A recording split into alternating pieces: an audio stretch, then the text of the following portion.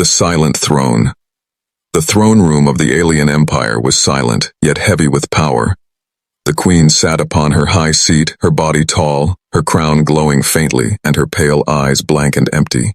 She was blind, but no one dared to call her weak. For years she had ruled with words sharper than swords and decisions colder than ice. Around her, the court was filled with alien nobles, each one covered in shining armor or long robes. They whispered among themselves, but none dared to speak too loud. The queen could not see their faces, but she could hear every tremble in their voices, every shift of their feet, every breath they took.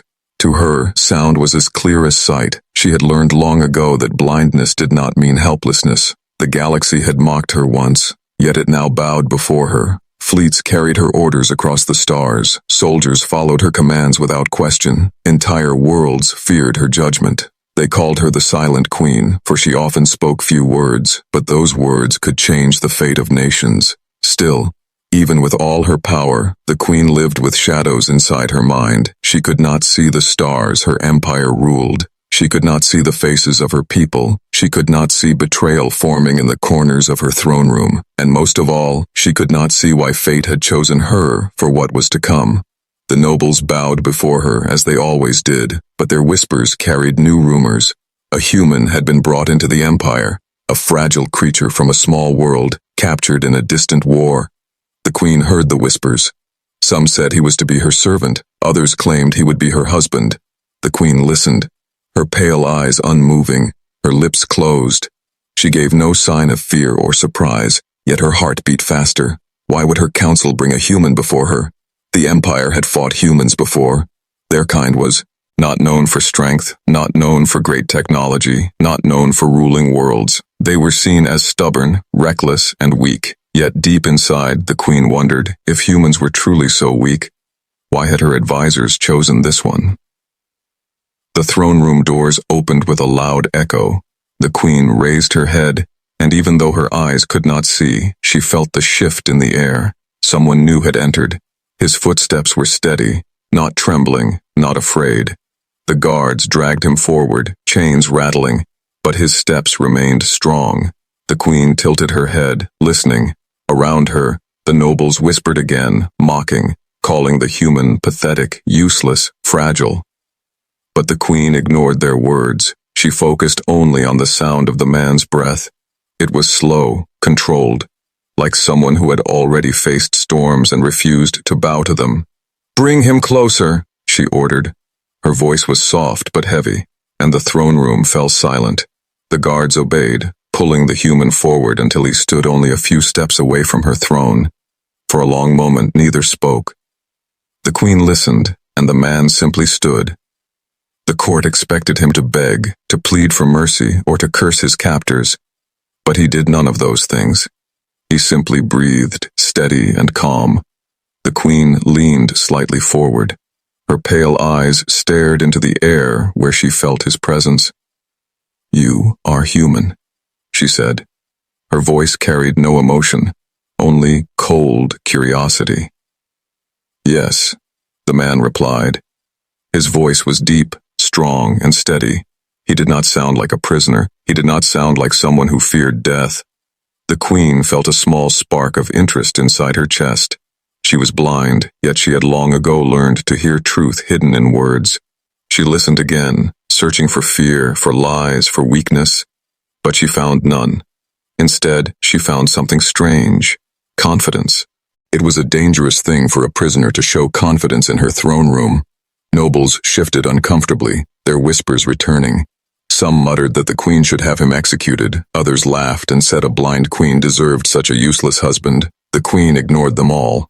Her lips pressed into a thin line, and her fingers touched the cold arm of her throne.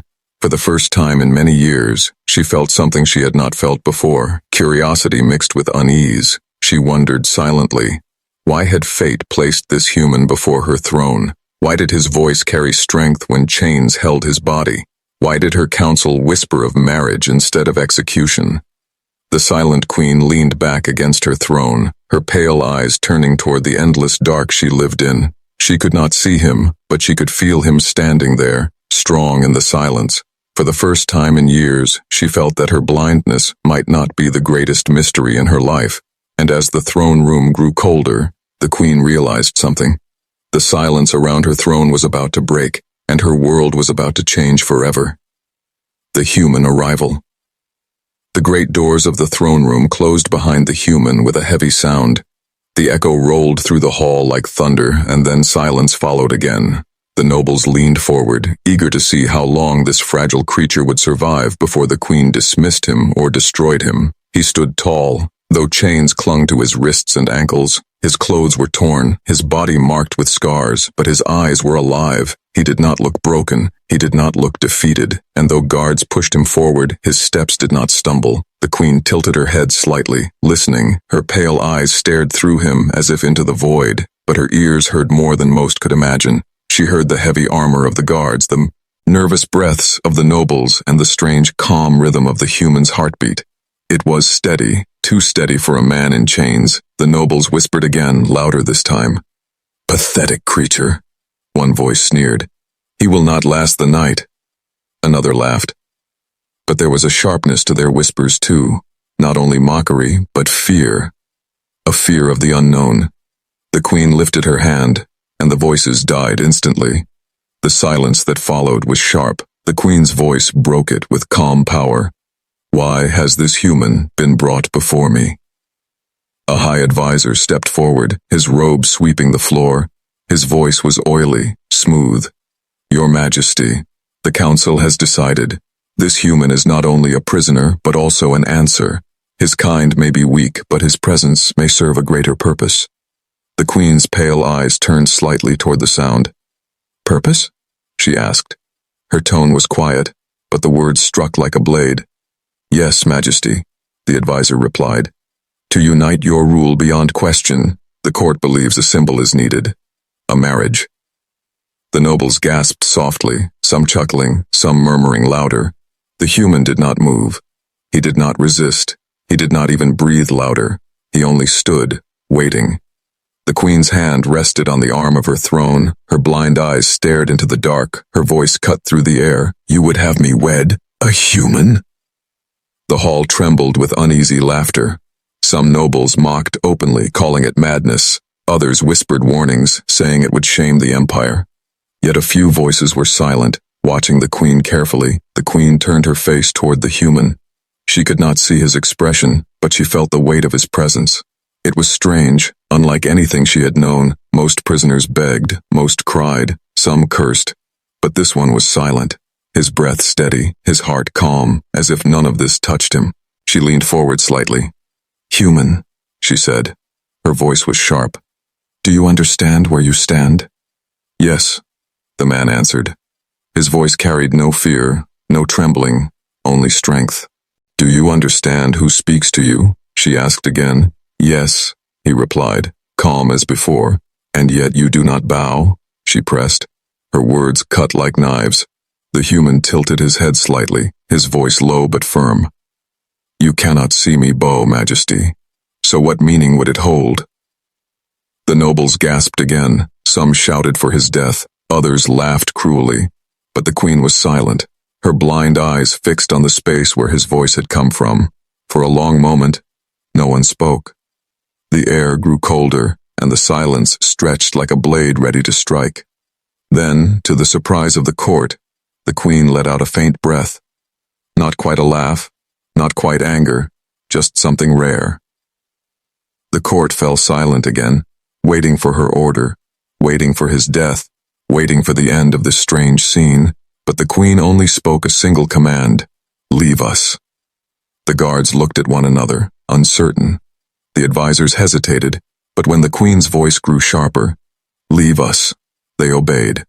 One by one, the nobles and soldiers filed out of the throne room until only the queen and the human remained. The silence that followed was heavier than before. It was no longer the silence of court politics. It was the silence of something new, something dangerous, something that no one had predicted. The queen leaned back in her throne, her blind eyes facing the man once more.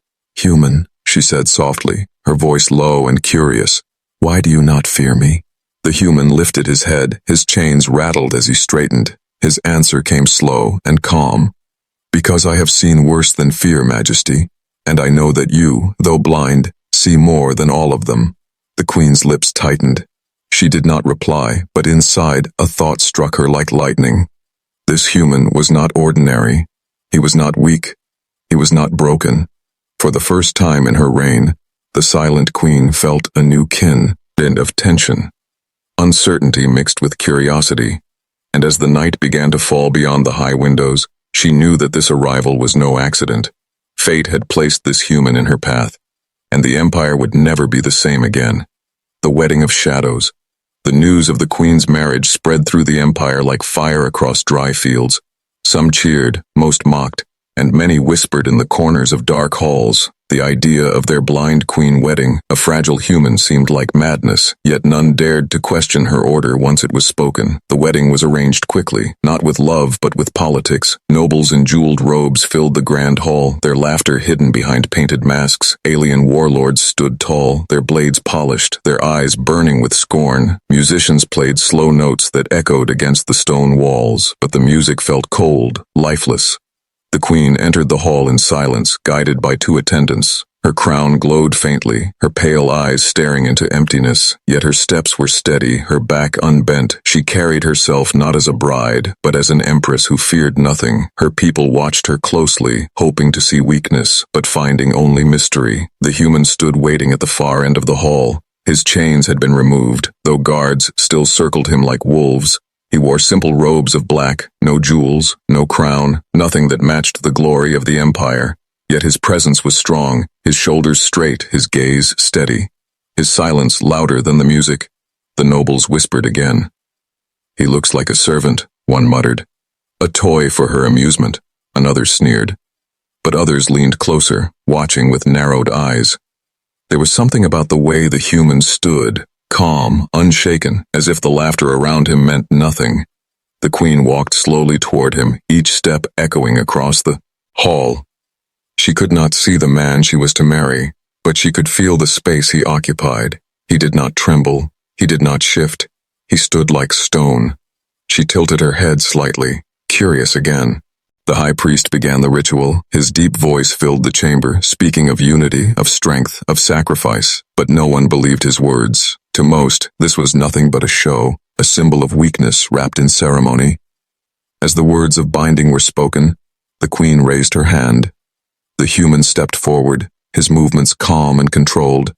The priest joined their hands together with a silver chain, cold against their skin. "Do you, Queen of the Silent Throne, accept this union?" the priest asked. "I do," she answered, her voice cutting through the hall like a blade. "Do you, human, accept this union?" the priest asked. The human's voice was steady, unbroken. "I do." The hall erupted in whispers again. Some nobles scoffed, some laughed, a few spat in disgust. But the chain was sealed, and the words were spoken. The blind queen and the human were bound as husband and wife. When the ceremony ended, the nobles bowed, though their hearts carried scorn. Some muttered that the empire would fall. Others whispered that this marriage was only the beginning of something none could control. That night, the queen and her new husband were taken to the royal chambers. The great hall emptied, leaving only echoes of laughter behind. The queen dismissed her servants, her blind eyes turning toward the man who now shared her fate. For the first time, she spoke to him not as a ruler, but as a woman. "You did not beg, you did not break, even as they mocked you," she said softly. "Why?" The human's voice was calm. "Because their laughter means nothing, Majesty. They see with eyes, but they do not see with truth." The queen tilted her head, her pale eyes narrowing. "And you, human, what truth do you see?" The man's words were quiet but sharp. "I see what others hide. I hear what others ignore. I feel what others pretend does not exist." A chill spread across the queen's heart. For years, she had lived in silence, hearing lies wrapped in silk, yet this human's words carried weight, not like the honeyed voices of her court, but like iron, unbending. She leaned closer, her voice barely above a whisper. "And what do you see in me?" The human paused. His answer came slow, deliberate. "I see a queen blind to light, but not blind to power. I see a ruler who carries shadows, yet fears no darkness. I see strength greater than all those who mock you." The queen's breath caught for a moment. It was not flattery. It was not a lie. She could hear truth in his tone. For the first time, she felt something she had never felt in the throne room, respect freely given, not forced by fear. The silence stretched between them, but it was not the cold silence of the throne. It was a silence filled with possibility. Outside the chamber walls, the empire whispered of weakness. But inside, the queen felt something stir in the shadows, something new, something dangerous. Her lips curved slightly, not into a smile, but into something sharper. The wedding of shadows had begun, and the galaxy would learn soon enough that this union was not weakness, but the seed of something unimaginable. The first night. The queen's chamber was vast and silent. The walls were carved from black stone, cold and timeless. Torches burned with pale blue flames, throwing long shadows across the floor. Beyond the tall windows, the stars shone, though she could not see them. She only felt their distant pull, like whispers across an endless void. The guards closed the doors behind her and the human, leaving them alone. The silence of the chamber was heavier than any crown. The queen walked slowly to her seat by the window, her crown faintly glowing, her pale eyes unblinking. She could not see the man who stood behind her, but she could hear him. His breath was calm, his steps steady. And his silence was not fear, it was something else, something she had yet to understand. For a moment, neither spoke. The empire outside was laughing, mocking the marriage as weakness. But within these walls, the queen felt a strange tension, one she could not name. At last, she turned her blind gaze toward him. "Tell me," she said, her voice soft but sharp. "What do you see?" The human's voice was steady, almost gentle. "I see a room built like a fortress, black stone walls that hold secrets, torches burning with flames not meant for warmth, but for warning." He paused before continuing. "I see a queen seated in silence, her eyes pale, yet her presence stronger than all who mock her." The queen listened intently, her lips pressed into a thin line. She had asked this question not as a ruler, but as a woman who had never seen the world. She expected lies, flattery, or shallow words, yet this human described not only the room, but her. Truth wrapped in simplicity. Her heart, usually cold as ice, shifted slightly. "And the stars?" she asked, almost whispering. The man lifted his head, his eyes moving toward the tall windows. "They shine like diamonds scattered across a sea of black, endless and alive.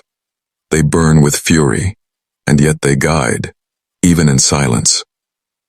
For the first time, the queen felt the night painted for her. Her world had always been sound, touch, and silence, but his words gave her the shape of things unseen. She closed her pale eyes, though sight never came, and she let his voice carry her into the stars. But then, his tone changed. The gentleness faded, replaced by a sharper edge. His voice dropped lower.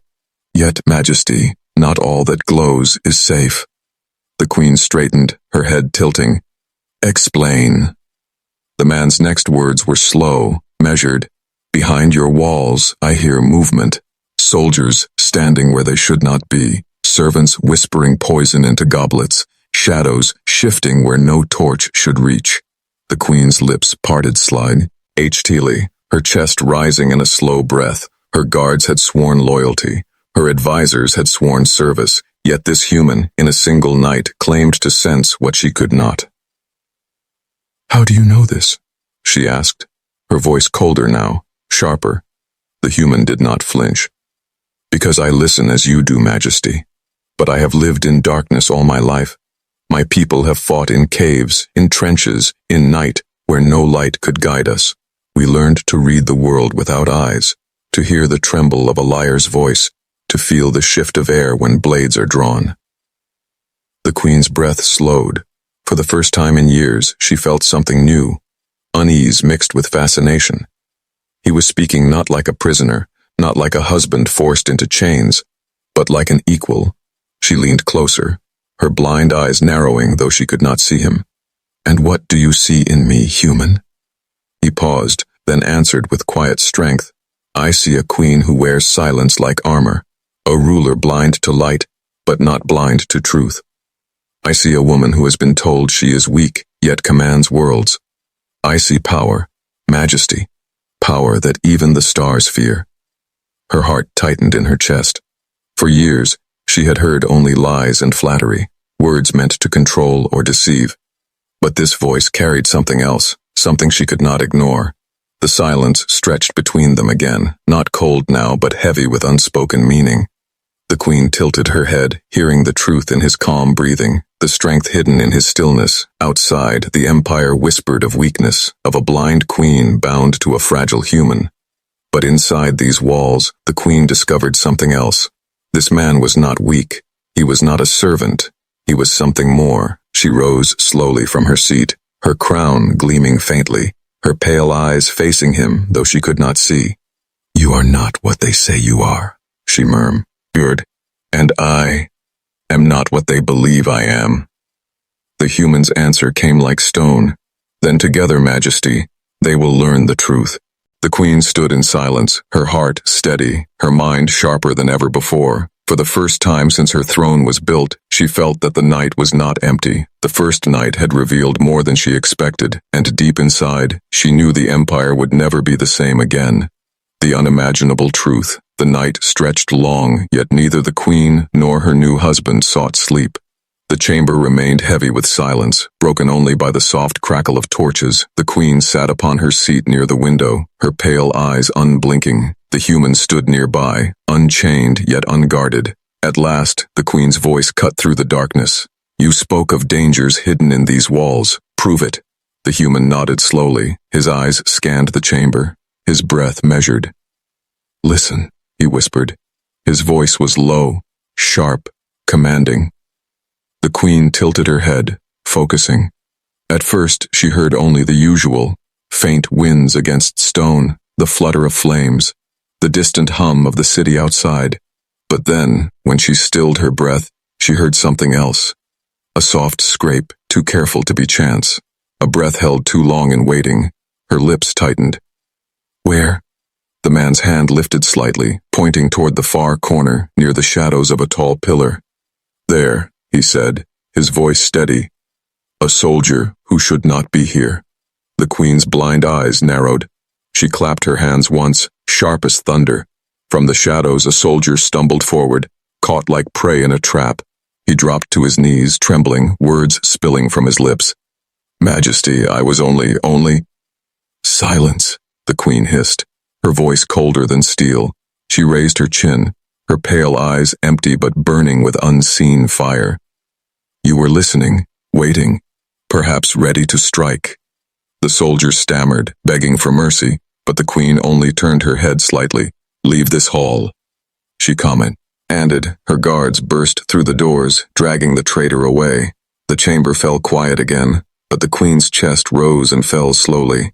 Her hands tightened on the arm of her seat. For years she had ruled through silence, yet never before had she been shown betrayal so clearly. She turned her face toward the human, her voice low. "How did you know?" The man's answer came calm, without pride. "I heard his breath held too long. I felt the air shift when he leaned forward. I have lived in war, Majesty, and war teaches the senses to survive when eyes cannot." The queen leaned back, her lips pressed into a thin line. In her heart, a storm was rising. She had always believed her blindness was both curse and shield, but now she understood. Others had used it against her. They had hidden poison behind sweet words, blades behind silk curtains. "Tell me more," she demanded, her voice sharper now. The human nodded. His eyes flicked toward the goblet of wine resting on a golden table. "Do not drink from that cup," he said. "It is poisoned, slow and silent, meant to kill you in days, not hours." The queen's hand froze, hovering near the goblet. Her breath caught for just a moment before she withdrew. "You are certain?" "Yes," he answered without hesitation. "I can smell the bitterness hidden beneath the wine. It is faint, but it is there." Her pale eyes hardened. She rose from her seat, her crown faintly glowing. Her voice thundered across the empty chamber. "For years they have mocked me, called me blind, yet it is they who cannot see. They believe me weak, but they have made me stronger." The human stepped forward, his voice calm.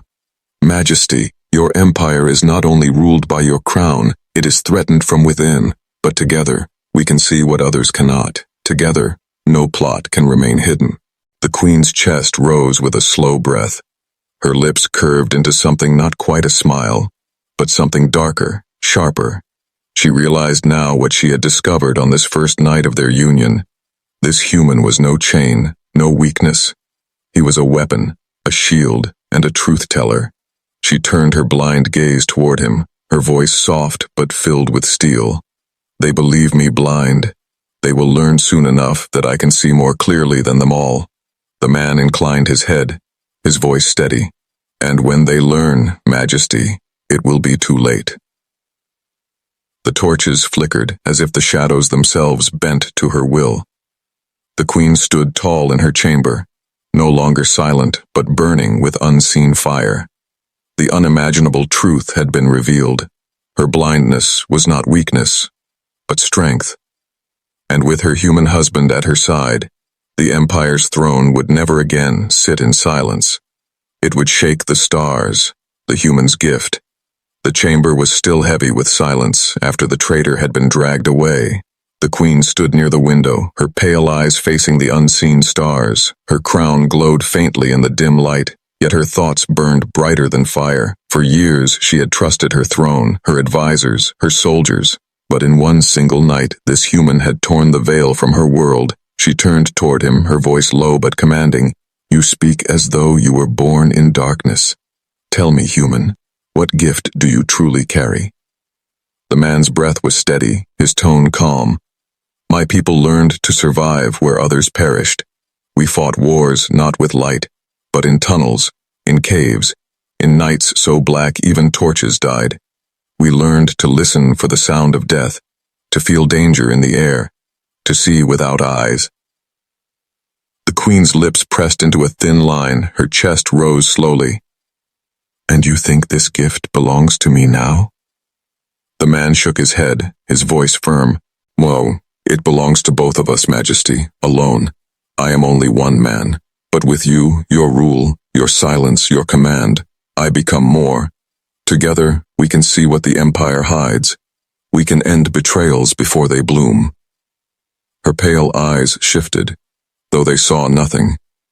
Her heart felt a strange pull. This human was not begging for survival. He was offering strength, not as servant, but as partner.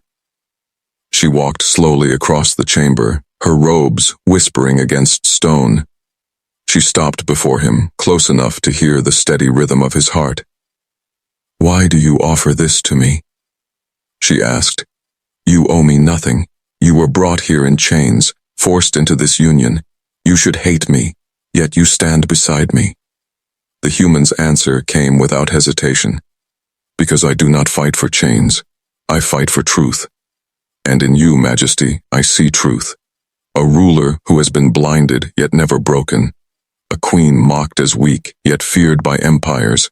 If you fall, the galaxy falls into chaos, and I will not let that happen. The queen's lips parted. For years she had been surrounded by flatterers, liars, traitors dressed as loyal hands. Yet this man spoke words that carried no falsehood. She could hear it in his tone, feel it in his calm. A soft chill swept through the chamber, the torches flickering as though shadows themselves bent closer to listen. The queen raised her hand slowly, reaching for him. Her fingers brushed his wrist, and in that instant she felt the strength of his presence, steady and unshaken. Her voice lowered to a whisper. Then prove it. Prove that you are not a symbol of weakness. Prove that you are my weapon. The man nodded once. His steps were soundless as he moved toward the door. He pressed his hand against the cold stone, his breath deepening. For a moment the queen only heard silence. Then he spoke. There are 3 more outside this chamber, listening. Their hearts beat too fast, their breath unsteady. They are no guards, Majesty. They are spies. The queen's eyes widened, though they saw nothing. Her voice turned sharp as steel. Guards! She called. The doors burst open, and in an instant the hidden spies were dragged inside. Bound and trembling, the nobles had thought her blind, weak, unaware. But now, in a single night, their plots had been exposed. And it was not her council, not her army, but her human husband who revealed them. The queen stepped forward, her voice carrying across the hall like thunder. For years you believed me blind. You thought me deaf to your whispers. Yet you were wrong. From this night onward, I see clearer than all of you, and it is this human who has given me sight. The spies begged for mercy, but their words were swallowed by the queen's command. Her guards dragged them away to face judgment. The chamber fell into silence once again, heavy, electric, alive. The queen turned back to the human, her breath slow, her heart steady. For the first time in her reign, she felt not alone. Her lips curved faintly, not into a smile, but into something sharper. They thought you would shame me, she whispered, but you will save me. You will save the empire. The man lowered his head respectfully, though his voice carried the same calm strength. I will stand at your side, Majesty, in light or in shadow, until none dare to mock your throne again. The queen lifted her chin, her pale eyes staring into endless dark. For years she had ruled alone, blind yet unbroken. Now, with this human at her side, her silence had become a weapon. Her blindness had become strength. The gift he carried was not only his own, it was hers now. Together, they would change the fate of the empire, and the galaxy would tremble when the blind queen and her human husband rose from the shadows, the rise of two. The empire did not sleep that night. Whispers spread like fire through every hall. Every noble, every soldier, every servant spoke of the blind queen and her strange human husband. Some mocked, some feared, but none could ignore what had happened. For the first time in years, traitors had been dragged into the open, and it was not the council who revealed them. It was the human. By dawn, the queen sat once more upon her silent throne. Her pale eyes stared into nothingness, yet the court felt her gaze pierce them like blades. At her side stood the human, no longer chained, no longer mocked. His presence was strong, his silence louder than any noble's voice.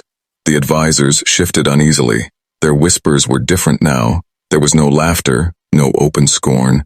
Instead, there was fear. For if the human could unmask spies in a single night, what else could he uncover?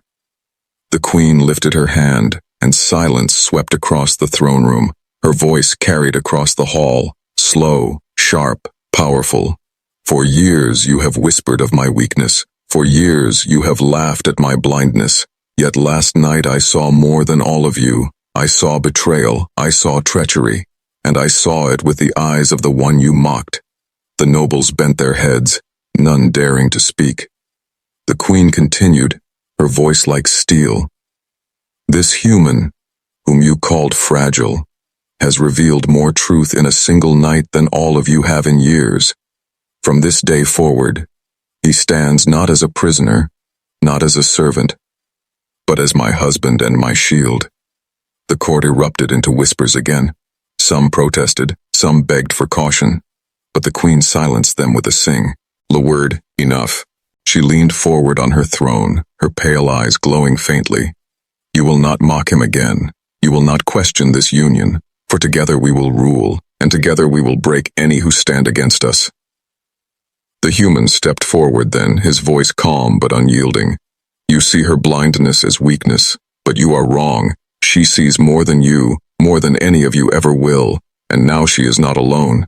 From this day, we see together. The words struck the court like thunder. No one dared to laugh. No one dared to raise a voice. In the weeks that followed, the empire began to change. Traitors were rooted out one by one. Plots shattered before they could bloom. Armies moved with new precision. Fleets struck with perfect timing. It was as if the queen had grown new eyes, piercing every shadow, and the nobles whispered in fear. The blind queen sees everything. But it was not only fear that spread, it was respect. Soldiers once doubtful now followed her with iron loyalty. Worlds once restless now bowed without question. For the queen's rule was no longer silent alone. It was sharp, clear, unbroken. The human became her partner in every decision. He stood beside her at councils, in war chambers, in the grand throne room. His silence unsettled her enemies. His words exposed their lies. Together, they became something greater than ruler and husband. They became legend, Soon, the galaxy beyond their empire heard the stories. They spoke of the blind queen who could not be deceived. They spoke of her human husband who saw truth where others saw nothing. They spoke of the night when silence turned to power and weakness became strength. The queen herself changed too. No longer did she carry her blindness as a burden. Now she wore it like a crown, for she had proven that sight was not in the eyes but in the mind and in the heart. Her enemies who once mocked her now feared her more than death. One evening, as the two stood together on the balcony of the palace, the queen turned her pale eyes toward the stars. "They thought my throne would fall," she whispered. "They thought blindness made me weak. But with you, I am stronger than ever." The human's answer was steady, his voice quiet but full of fire. "Together, Majesty, we are not weak. We are not blind. We are the eyes of the Empire and its shield." The queen's lips curved into something rare, a true smile. "Then let them fear the dark," she said, "for we will rule from it."